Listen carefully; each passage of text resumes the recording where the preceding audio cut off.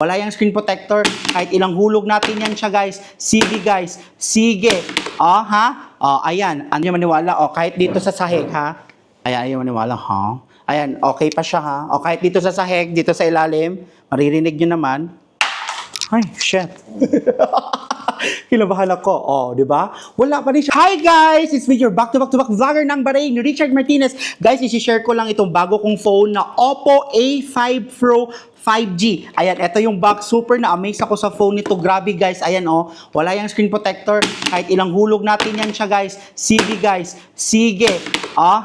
Ayan, ang tibay pa rin niya guys. Super tibay nito dahil meron siyang military grade na shock resistance. Diyos ko, tapos pwede mo pa itong ilublob sa tubig up to 2 meters deep. Ayan, guys, ang daming features niya. Ang ganda ng camera. Ayan, so abangan nyo lang ating full vlog. Super tibay. Talking about the price, murang-mura lang siya. Hanap na kayo ng paborito nyong shop, ng mga mobile shop. Hanapin nyo lang ang Oppo A5 Pro 5G. Ay, murang-mura lang to, 100 to 115 depende sa mga mobile shops na nag-offer ngayon. Ito guys, super sulit. Ayun yung maniwala. Kahit dito sa sahig, ha? Yan, check muna natin. Ayan.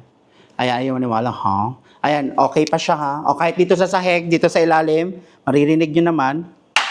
Ay, shit.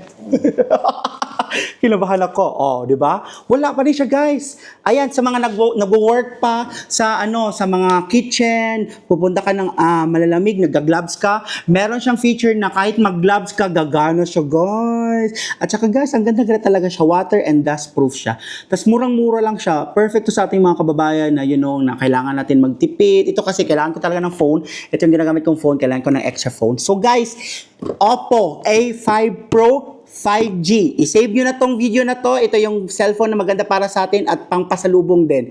Bye!